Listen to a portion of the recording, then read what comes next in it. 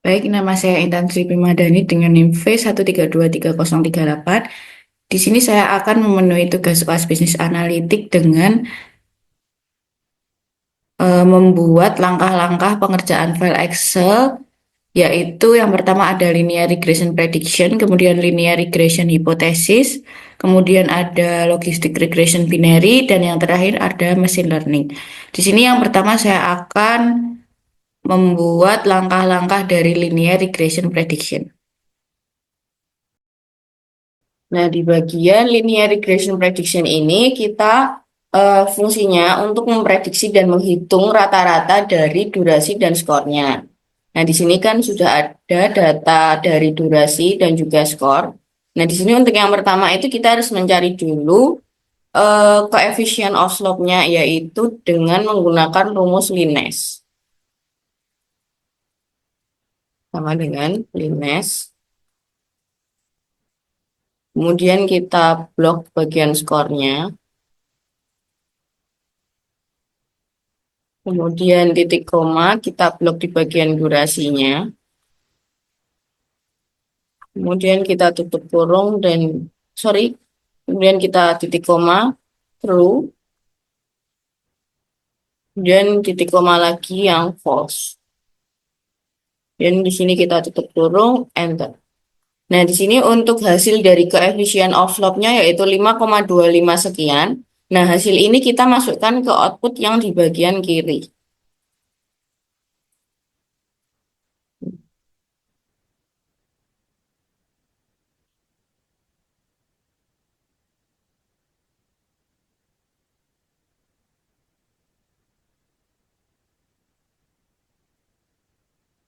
Nah, jika sudah di sini untuk coefficient of intercept-nya itu yang langkah pertama yaitu kita harus membuat dulu scatter, yaitu dengan cara kita blok di bagian durasi dan juga skor. Kemudian kita ke insert, kemudian kita pilih scatter. Nah, di sini jika sudah akan muncul scatter seperti ini. Nah, kita klik ini tanda plus ini. Kemudian kita checklist di bagian trend line. Kemudian kita more option, pastikan di sini linear. Dan juga kita checklist di bagian display equation on chart dan juga display R square value on chart. Nah, jika sudah di sini akan muncul hasilnya. Nah, untuk hasilnya di sini kan ada 67,162. Nah, itu merupakan hasil dari coefficient of intercept-nya. Jadi kita di sini tinggal memasukkan hasilnya yaitu 67,162. Dan kita enter. Nah, untuk selanjutnya di sini kita akan memasukkan hasil skor dari durasi 3 sampai 3, yaitu dengan cara rumusnya sama dengan coefficient of slope, kemudian kita kunci, dikalikan dengan durasi, kemudian ditambah dengan coefficient of intercept-nya. Kemudian kita enter. Nah, di sini jika sudah hasilnya akan muncul, kita ganti dan kita bulatkan terlebih dahulu. Nah, udah kita ganti menjadi number. Nah, di sini untuk selanjutnya kita bisa tarik atau drag sampai ke bawah.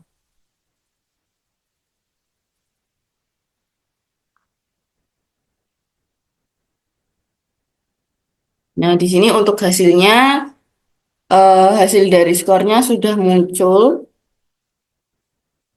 Kemudian kita akan beralih ke linear regression hipotesis.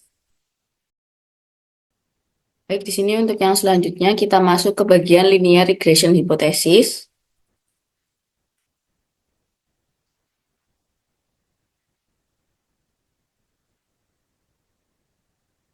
Nah, di sini untuk yang pertama kita bisa masuk ke bagian data, kemudian data analisis, dan di sini kita pilih yang regression.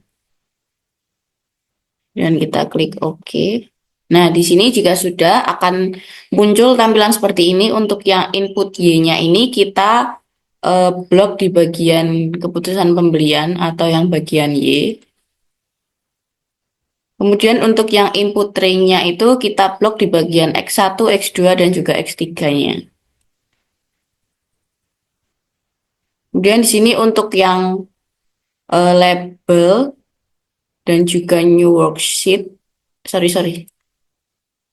label ini kita checklist dan juga new worksheet play itu juga kita checklist. Kemudian kita oke. Nah, jika sudah akan muncul tampilan seperti ini yaitu summary output. Nah, di sini saya akan menjelaskan, namun sebelumnya saya akan merapikan dan juga mengeblok bagian yang saya akan jelaskan.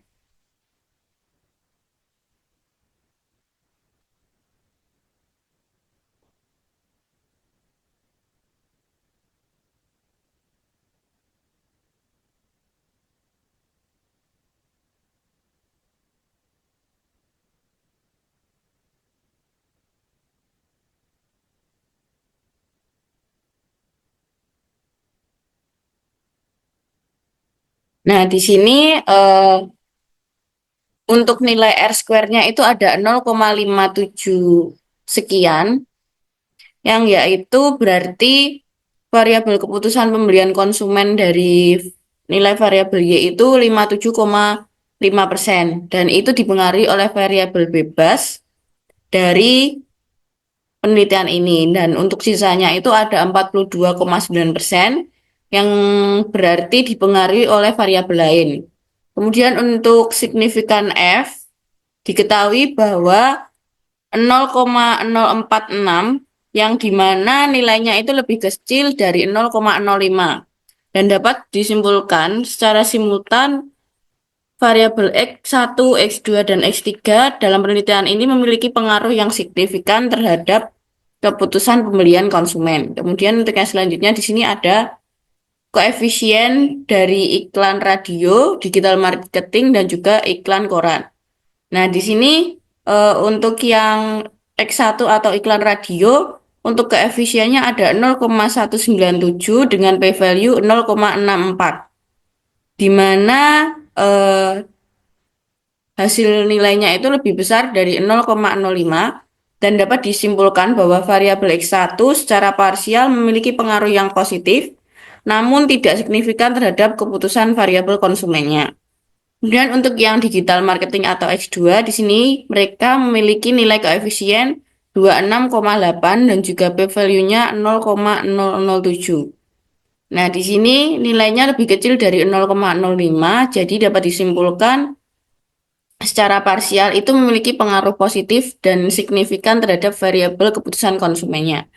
Kemudian untuk iklan koran, di sini untuk nilai koefisiennya ada 1,5 dan juga p-value-nya 0,63. Nah, di mana nilainya ini lebih besar dari 0,05 dan dapat disimpulkan bahwa variabel X3 ini secara parsial memiliki pengaruh yang positif dan tidak signifikan terhadap variabel keputusan konsumen.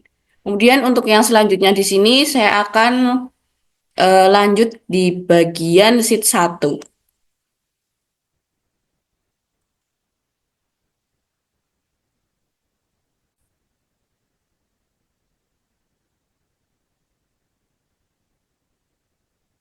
Kemudian untuk di bagian sheet 1 ini kita blok dulu data dari X1, X2, X3, dan juga keputusan pembelian. Kemudian kita masuk ke software SPSS-nya dan kita paste di bagian data view. Nah, jika sudah kita akan beralih ke variable view. Nah, untuk name di sini kita ganti dengan X1, X2, X3, dan juga Y.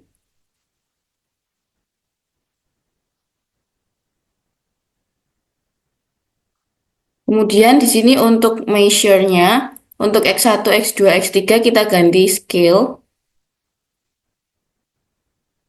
Dan selanjutnya untuk label ini kita beri label dengan nama yang sesuai dengan variabel tadi, yaitu yang pertama ada iklan radio. kemudian ada digital marketing,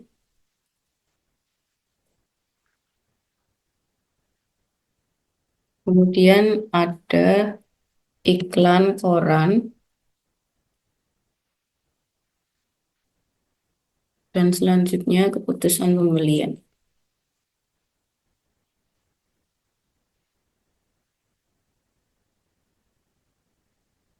Nah, di sini jika sudah, kita akan masuk ke bagian data view.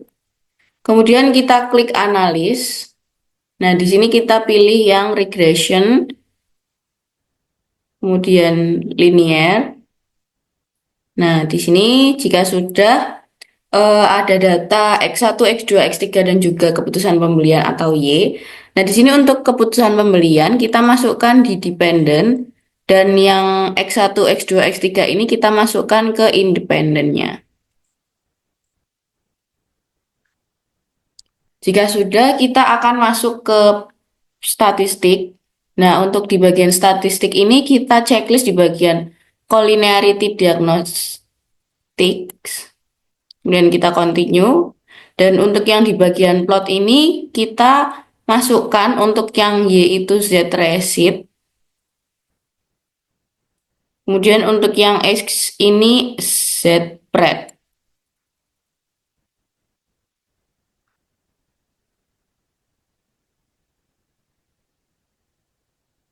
Oh, sorry, ini S receipt.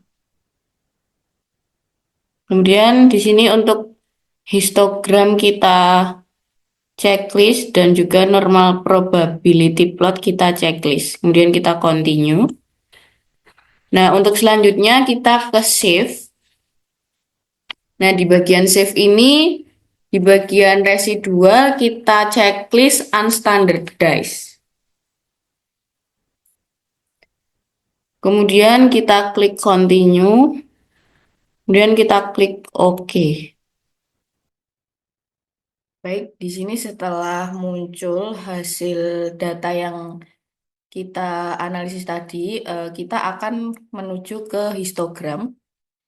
Nah, di bagian histogram ini kan garisnya berbentuk seperti gunung atau lonceng. Dan di sini dapat disimpulkan bahwa data yang digunakan itu terdistribusi secara normal. Kemudian kita scroll ke bawah. Nah, untuk yang normal plot di sini, diagonal variabelnya itu tersebar di antara garis diagonalnya. Jadi dapat disimpulkan bahwa data ini menunjukkan terdistribusi secara normal. Nah, di sini kita masuk ke bagian ininya tadi, Excel-nya.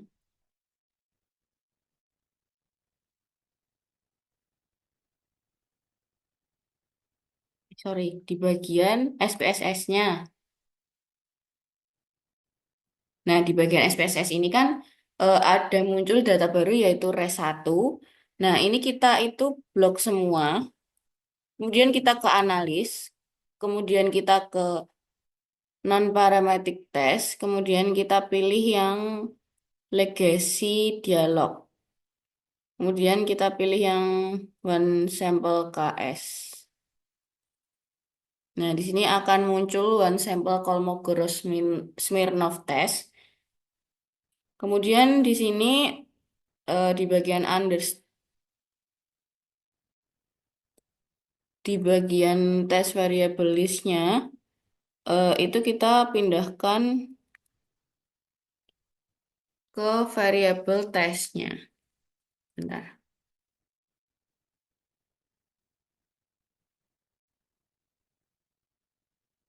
Nah, di bagian under standardize ini kita kemudian kita klik OK.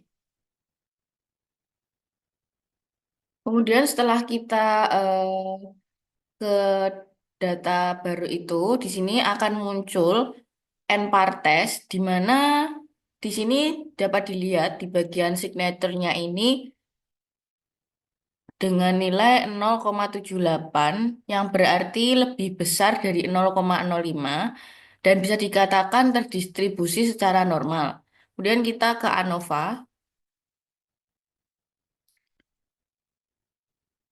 Nah, di bagian ANOVA ini bisa dilihat dari data statistiknya yaitu ada 1,53, yaitu untuk radio, kemudian digital marketing dan juga iklan. Jadi data ini harus lebih besar dan tidak lebih dari 10. Lalu di bagian coverage tolerance itu tidak boleh lebih besar dari 0,01. Nah, di sini dapat dilihat datanya aman dan dapat disimpulkan bahwa variabel ini tidak saling korelasi, maka data yang digunakan tidak masuk di kategori multikorenalitas. Untuk selanjutnya kita ke bagian uji heterodesitas di bagian scatter plot dependennya. Nah, ini. Di sini dapat dilihat datanya itu menyebar dan dapat disimpulkan bahwa data ini menggunakan data bebas dari heterodesitas. Kemudian kita akan ke model summary-nya. Nah, di bagian model summary ini untuk R square-nya itu ada 0,571. Nah, di sini dapat disimpulkan tabel keputusan konsumen dipengaruhi oleh iklan koran, kemudian digital marketing, dan juga iklan radio. Untuk selanjutnya kita ke ANOVA lagi.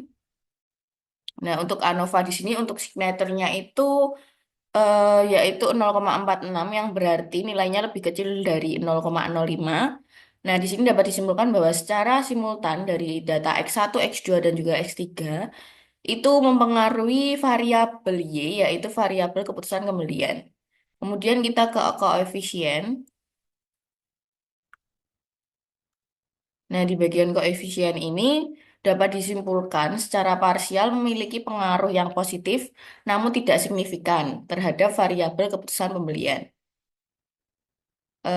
Berikut adalah pengerjaan dari linear regression hypothesis.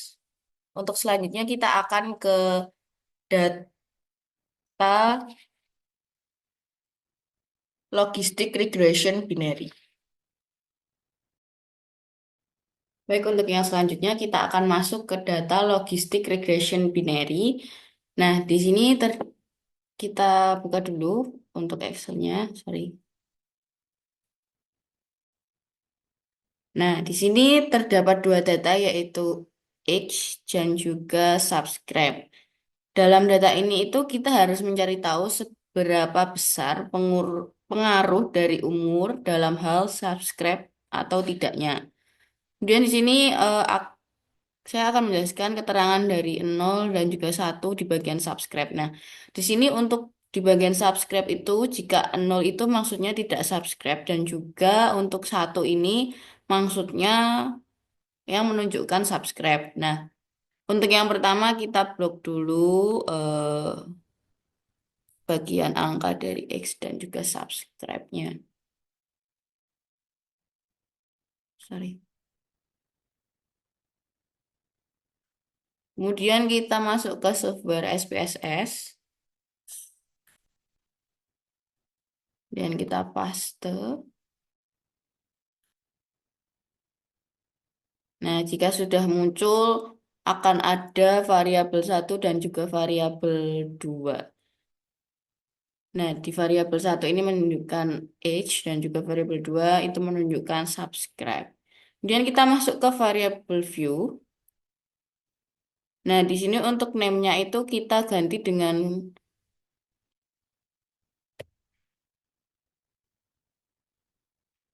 E, kemudian di sini subscribe.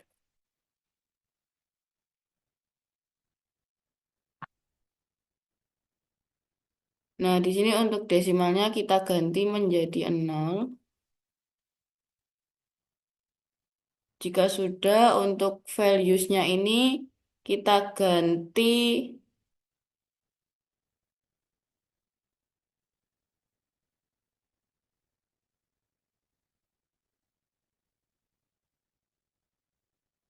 subscribe. Sorry, sorry. Nah, di sini kita klik yang value-nya yang subscribe ya. Nah, di sini muncul value label ya. Di sini untuk yang value itu kita klik satu yang berarti subscribe. Kemudian kita add, balik nol dulu. Nol, no subscribe. Kemudian kita add. Kemudian yang kedua, satu, yaitu subscribe. Nah, jika sudah kita add, kemudian kita oke. Jika sudah, kita akan masuk ke bagian measure. Nah, untuk yang bagian subscribe itu kita ganti menjadi nominal. Untuk yang age kita ganti scale. Kemudian kita masuk ke data view, kita klik analis, kemudian regression, kemudian binary logistik.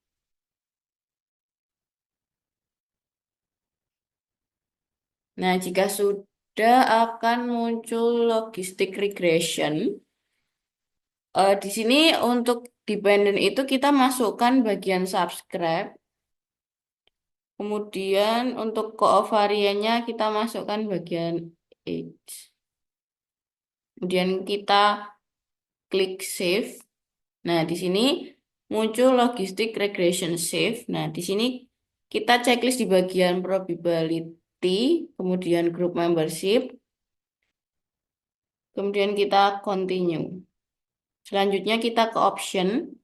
Nah, di option ini kita checklist di bagian classification plot, Hasmer-Lame show goodness of fit, kemudian case-wise listing of residual, kemudian correlation of estimates, dan juga iteration history.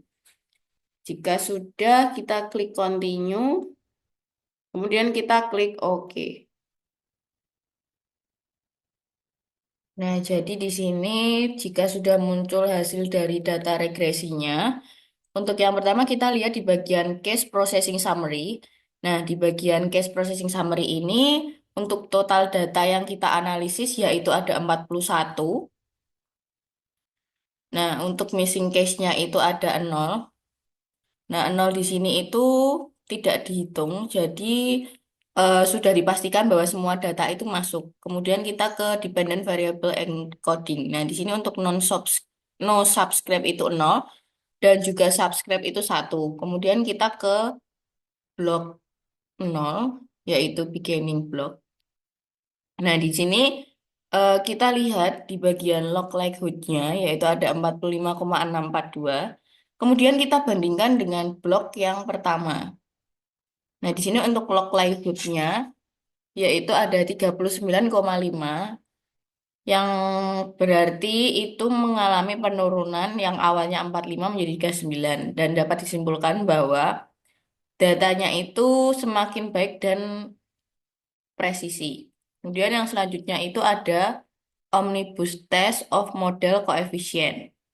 Nah, di sini kita memakai variabel X, yaitu umur, dan dapat dilihat untuk signaturnya itu di angka 0,009.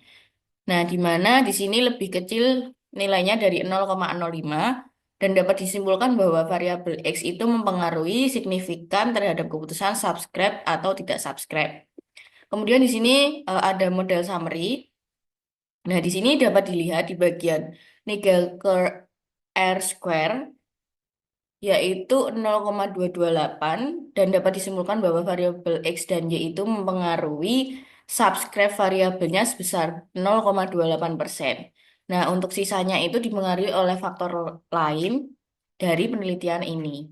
Kemudian ada Hasmer and Lamb show test. Nah, di sini dapat dilihat di bagian signaturnya itu terbaca 0,802, di mana nilainya itu lebih besar dari 0,05 dan dapat disimpulkan bahwa datanya sesuai dengan modelnya. Kemudian kita scroll ke bawah lagi.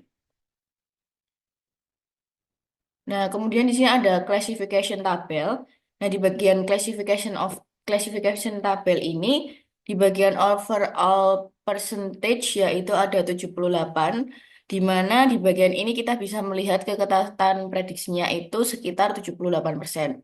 Kemudian di bagian variable in the equation, Untuk tabel X-nya di sini, untuk signature-nya ada di 0,19, di mana itu lebih besar dari 0,05. Jadi dapat disimpulkan jika semakin tua usianya mungkin akan mensubscribe. Hal ini membuat prediksinya itu kuat untuk mensubscribe.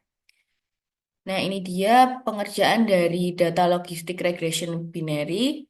Untuk selanjutnya kita akan ke machine learning. Oke, di sini kita akan masuk di bagian file yang terakhir yaitu ada di file machine learning.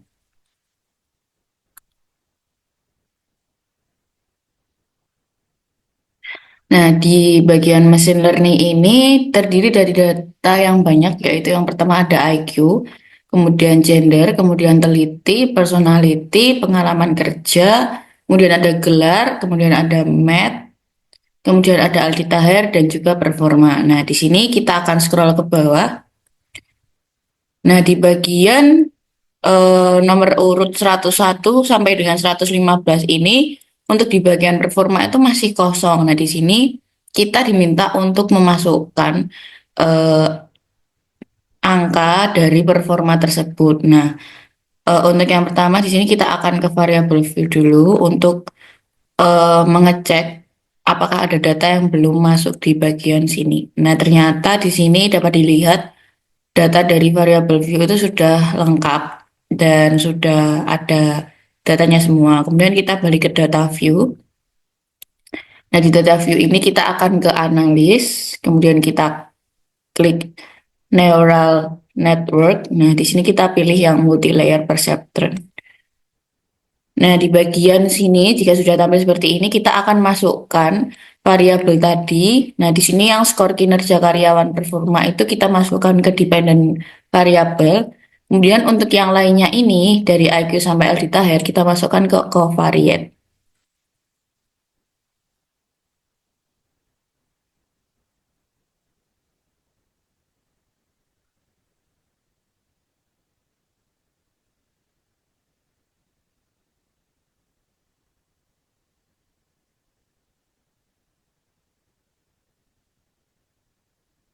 Nah, jika sudah kita akan ke bagian output. Di bagian output di sini kita akan menceklis di independent variable import dan analysis. Selanjutnya kita akan ke save. Nah, di bagian save ini kita juga akan menceklis di bagian save predicted value or category for each dependent variable. Jika sudah untuk partition, arsitektur, training, export, dan option itu tidak usah. Kemudian kita akan kembali ke variabel. Nah, di sini kita akan klik OK.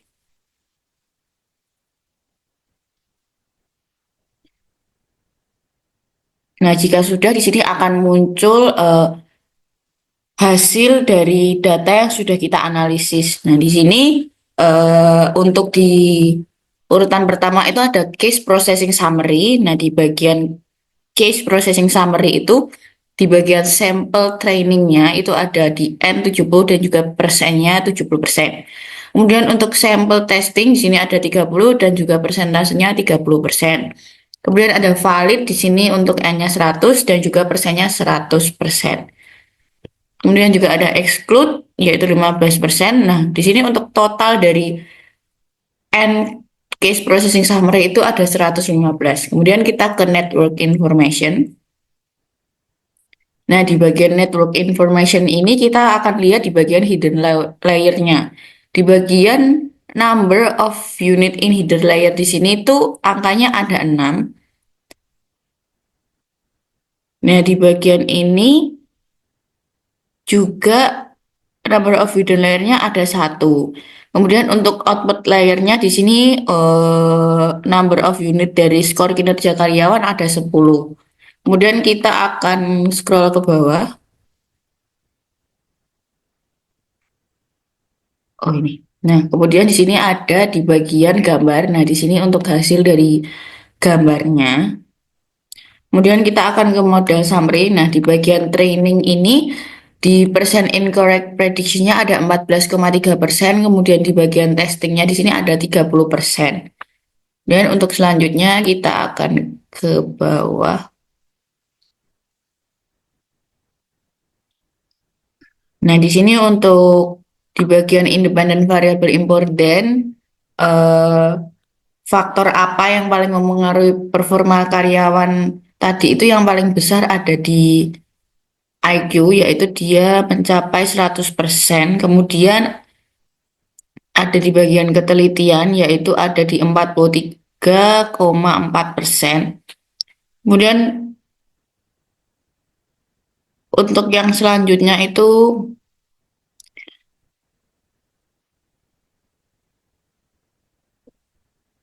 apa yang paling mendominasi untuk performa karyawan tersebut, yaitu ada di IQ dan juga di ketelitian.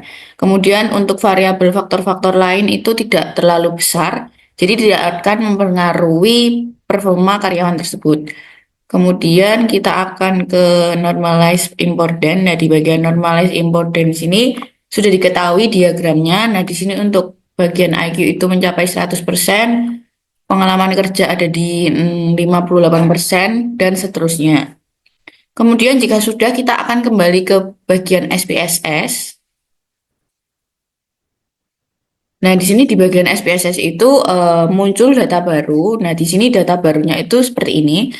Nah, di sini kan kita tadi di data yang sudah dianalisis sudah diketahui dan kita cek ternyata datanya itu belum dapat diprediksi. Jadi di sini kita akan memprediksi ulang agar datanya itu sesuai. Kemudian di sini kita plug di bagian data baru, kemudian kita hapus. Nah, kita masuk ke analis, kemudian kita ke neural network, kemudian multi-layer perceptron. Nah, di sini kita akan menganalisis ulang. Di bagian covariate ini, kita akan kurangi, nah di bagian gender, ketelitian, optimistik, kita kembalikan lagi. Jadi kita sisakan di IQ dan juga pengalaman kerja. Nah, kenapa di dua faktor ini itu tetap? Karena dari hasil tadi itu yang paling dominan itu adalah IQ dan juga pengalaman kerja. Jadi kita masih sisakan di sini aja. Kemudian untuk yang lainnya itu kita kembalikan. Nah, jika sudah kita akan klik OK.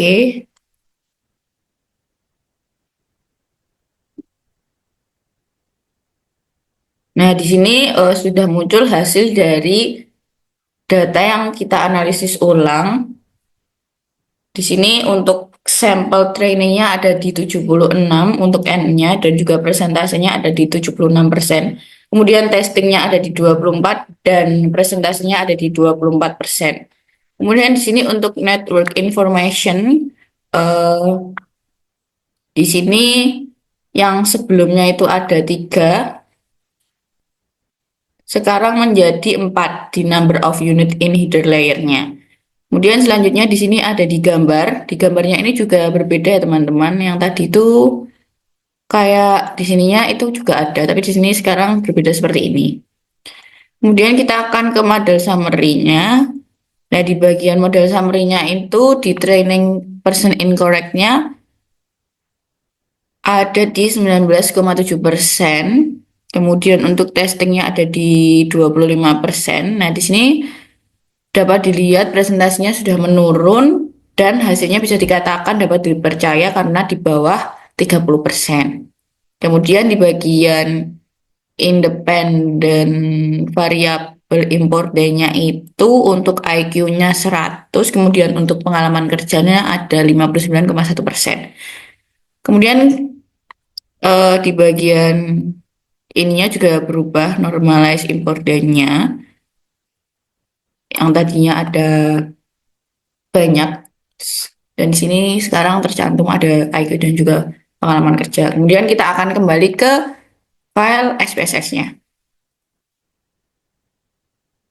Nah, di file SPSS-nya ini dapat disimpulkan dari hasil pengulangan tadi itu sudah rendah presentasinya dan sedikit sekali perbedaannya. Nah, di sini perbedaannya itu cuma 1. Dari 10 ke 9 kan satu ya perbedaannya. Kemudian juga sudah bisa dipercaya. Nah, kita akan scroll ke bawah, kita lihat di bagian yang tadi masih kosong. Nah, di bagian yang sudah kosong ini juga sudah muncul angka dari ininya. Nah, jika sudah dapat disimpulkan, jika para HRD itu merekrut karyawan, mereka itu bisa melihatnya dari performanya. Kemudian jika perusahaan itu ingin merekrut 2 orang, tinggal pilih saja performa yang paling tinggi. Sekian dari pengerjaan machine learning. Terima kasih.